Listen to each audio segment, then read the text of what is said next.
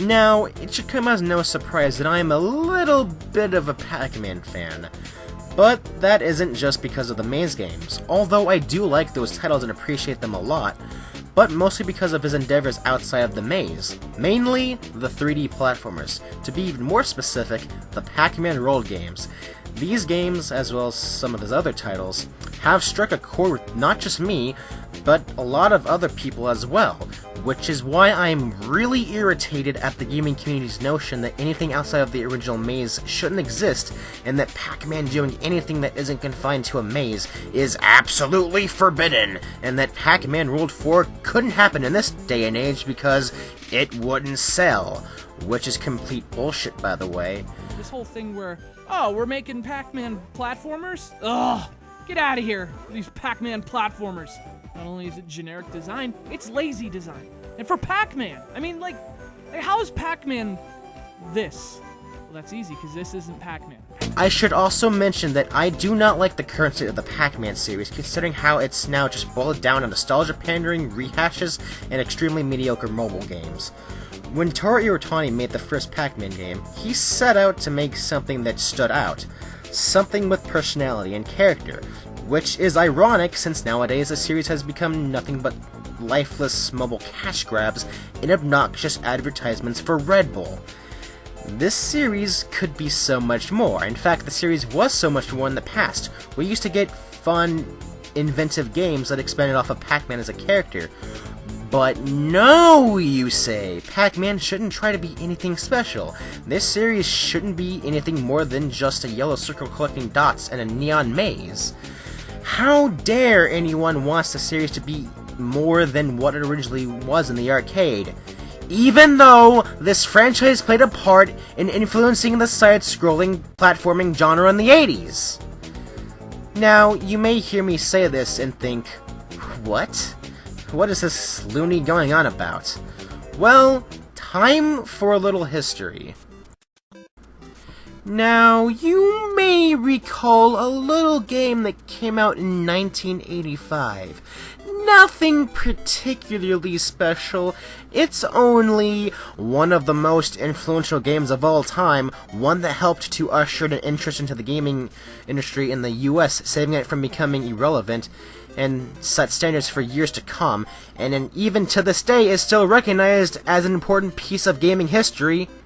That little game... Pepsi-Man, baby, let's go, bitch! Give me the year, every year, baby! Pepsi-Man! Woo!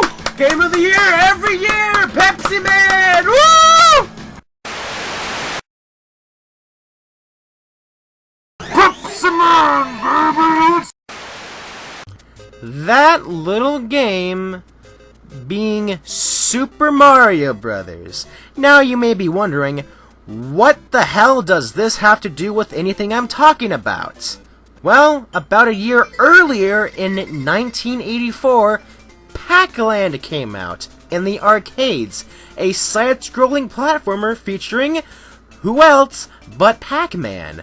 Now, not only did it come out before Super Mario Bros., but it also served as an inspiration for Super Mario Bros. Shigeru Miyamoto really liked Pac-Man. He made Double World, which was basically a Pac-Man clone. And in the early 2000s, he made Pac-Man Versus, a multiplayer Pac-Man game that had Mario as the announcer. And, as I mentioned back in the 80s, when he went to make Super Mario Bros., he took inspiration from a Pac-Man platformer. Wow! Even Miyamoto acknowledges Pac-Man as a platformer. Pac-Man helped to shape Mario into what he is today. And for some reason, Pac-Man can't be a platformer? For some reason, he can't be anything more than just a yellow circle in a maze? And another thing is that whenever Mario does something different from his regular platformer routine, whether it be kart races, party games, or RPGs, no one really bats an eye, which is great because Mario should be allowed to do different things. Yet, whenever Pac-Man does something that's outside of the maze gameplay of the original, these pedantic 80s babies act like it's a sin against humanity. Furthermore, you have people who complain that Pac-Man even has limbs to begin with, despite the fact that he's had limbs before he was even called Pac-Man. What the puck, man? The Pac-Man role games may not have been as revolutionary as other 3D platformers such as Super Mario 64 and Crash Bandicoot, but damn, they are great 2D to 3D transitions if I've ever seen any, seamlessly incorporating the gameplay elements of the classic maze games into a 3D platformer. Now that I think about it, the styling of the original Pac-Man is one that nicely lends itself to a platforming game, with it basically having collectibles and power-ups and whatnot, and the first 2 Pac-Man role games are proof of this. But their potential has yet to be realized, and I feel that the world games deserve a second chance. Now, I'm not saying it should just be platformers. I'd love to see an attempt at an RPG, or another party game, or a sequel to World Rally. Well, I mean a good one.